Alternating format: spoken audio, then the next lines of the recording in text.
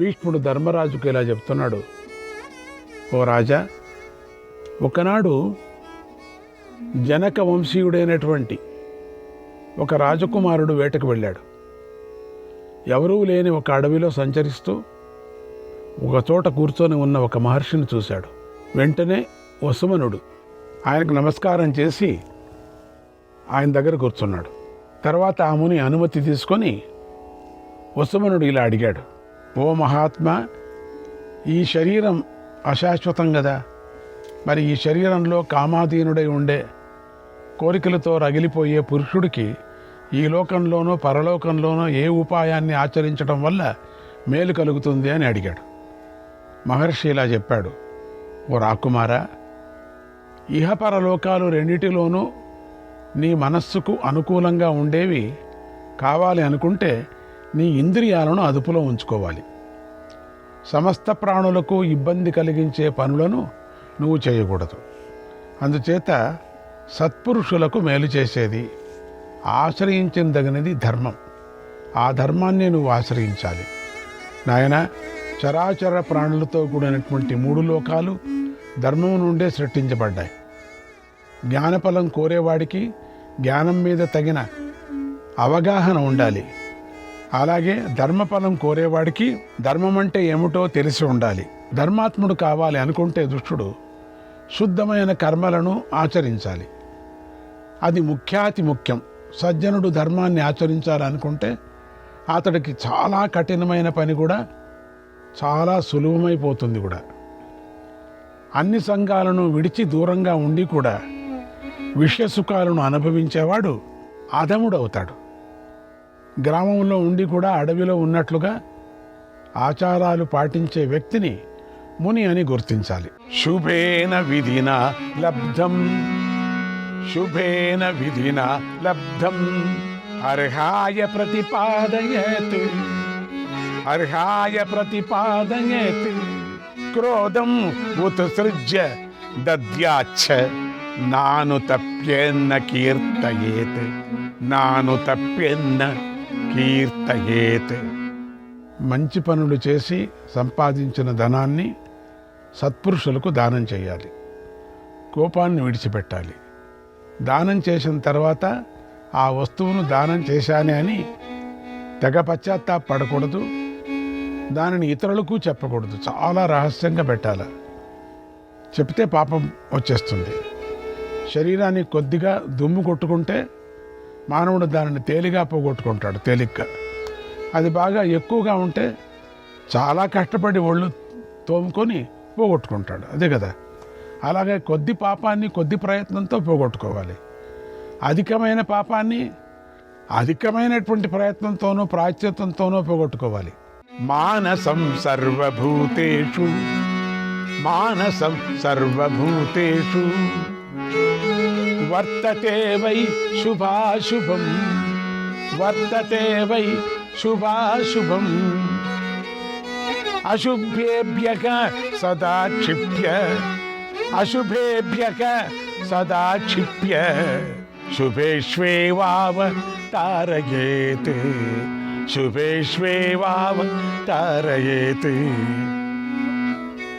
అన్ని ప్రాణులకు మనస్సులో మంచి చెడు ఆలోచనలు కలుగుతూ ఉంటాయి. కనుక మానవుడు ఎల్లప్పుడూ చెడు ఆలోచనలు విడిచిపెట్టాలి, మంచి ఆలోచనలు పెంచుకోవాలి. నిలకడ లేని మనస్సు గల ఓ రాజా, ధైర్యం తెచ్చుకో. ఓ చెడు బుద్ధి గలవాడా, మంచి బుద్ధి కలవాడువు కా. ఇక శాంత చిత్తంతో ఉండు. నువ్వు ఇప్పటిదాకా మూర్ఖుడిలాగా ప్రవర్తించావు, ఇక ఇప్పటి నుంచి విద్వాంసుడిలాగా ప్రవర్తించు అని మునీశ్వరుడు బోధించాడు అని అంటూ, ఓ ధర్మరాజా, వసుమనుడు విషయాన్ని అర్థం చేసుకునే మనస్సు కలవాడు, మంచి స్వభావం కలవాడు. అందుచేత మహర్షి చెప్పిన ఉపదేశాన్ని చక్కగా విన్నాడు, శ్రద్ధగా ఆచరించాడు. తన మనస్సులోని కోరికలను దూరం చేసుకున్నాడు, బుద్ధిని ధర్మంతో లగ్నం చేశాడు అన్నాడు భీష్మ పితామహుడు. కృష్ణాయ పరమాత్మనే నమః. 310వ అధ్యాయం. ధర్మరాజు భీష్ముడిని అడిగాడు, ఓ తాత, ధర్మాధర్మబంధం విముక్తమైనది, సర్వ సంశయాలు లేనిది, జనన మరణాలు లేనిది, పుణ్యపాపాలు లేనిది, మేలు చేసేది, నిత్యమైనది, భయం లేనిది, నాశనం లేనిది, అవ్యయమైనది, మార్పు లేనిది, పవిత్రమైనది, ఎలాంటి కష్టాలు లేనిది ఆయన తత్వాన్ని నాకు ఉపదేశించు అని ధర్మరాజు అడిగాడు. భీష్ముడు సమాధానంగా యాజ్ఞవల్క్య జనక సంవాదాన్ని చెప్పాడు. యాజ్ఞవల్క్య జనక 24 తత్వాల గురించి, నవసృష్టుల గురించి కూడా చెప్పాడు. నవసృష్టుల గురించి 24 తత్వాలు. శ్రీకృష్ణాయ పరమాత్మనే నమః 311, 312వ అధ్యాయాలు. ఈ అధ్యాయాలలో యాజ్ఞవల్క మహర్షి జనక మహారాజుకు సృష్టి వర్ణన గురించి, ప్రళయ వర్ణన గురించి చెప్పాడు.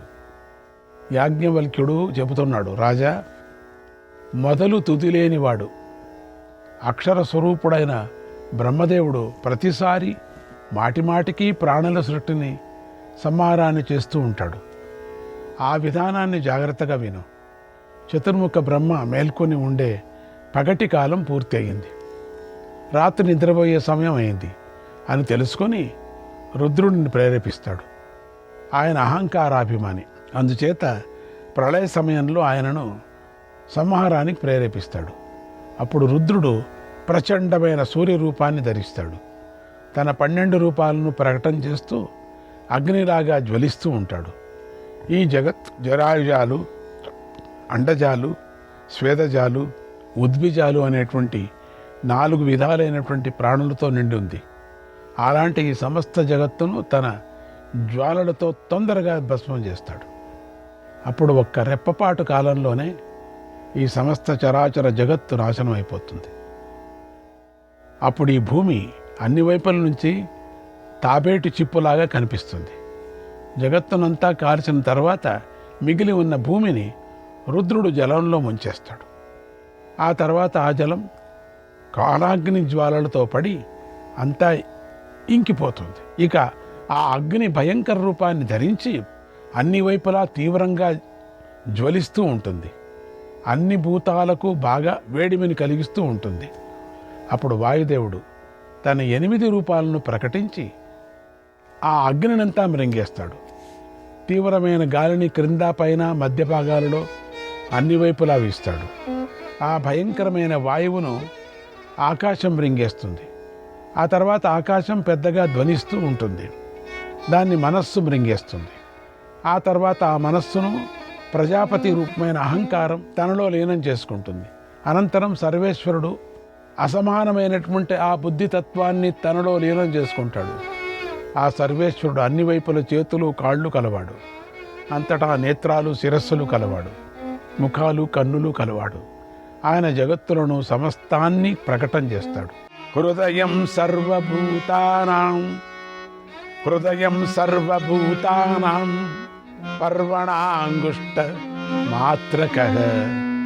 పర్వణాంగుష్ట మాత్రకః. ఆ సర్వేశ్వరుడు సకల ప్రాణుల హృదయాల్లోనూ బొటనవ్రేలి కణువు అంత ఆకారాన్ని ధరించి వెలుగుతూ ఉంటాడు. అణిమ, లఘిమ, ప్రాప్తి మొదలైన ఐశ్వర్యాలు ఆయనకు స్వాధీనమై ఉంటాయి.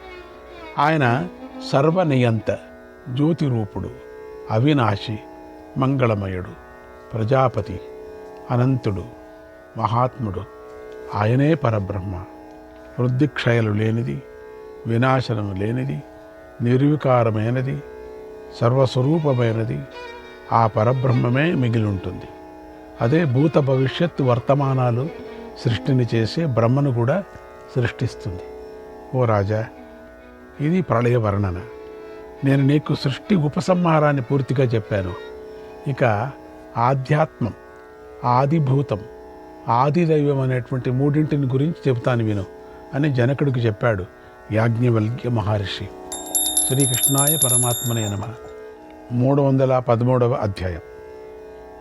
యాజ్ఞవల్క్యుడు జనక మహారాజుకు ఇలా చెప్పాడు, ఓ రాజా, 2 పాదాలు ఆధ్యాత్మం, వెళ్ళవలసిన చోటు, అది భూతం, విష్ణువు అది దైవతం అని తత్వాన్ని దర్శించిన విప్రులు చెబుతారు.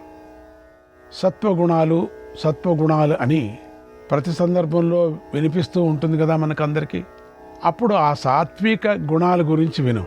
ధైర్యం, ఆనందం, గొప్పతనం, ప్రీతి, జ్ఞానం, ప్రకాశం, సుఖం, శుద్ధి, ఆరోగ్యం, సంతోషం, శ్రద్ధ, ధైర్యం లేకపోవటం, కోపం లేకపోవటం, క్షమ, ధృతి, అహింస, సమత్వం, సత్యం, అప్పు లేకపోవటం, మృదుత్వం, మార్ధవం, లజ్జ, అచంచలత్వం లేకపోవటం, శౌచం, సరళత, సదాచారం, లౌల్యం లేకపోవటం, తొట్టుపాటు లేకపోవటం, ఇష్టమైనవి దూరం కావటం, అప్రియం కలగటంలో సంతోషాన్ని పొందకపోవటం, విచారాన్ని పొందకపోవటం, దానంలో ధైర్యంగా ఉండటం, ఏ వస్తువు మీద ఆసక్తి లేకపోవటం, పరోపకారం, అన్ని ప్రాణుల మీద దయ మొదలైన ఈ గుణాలన్నీ సాత్విక గుణాలు.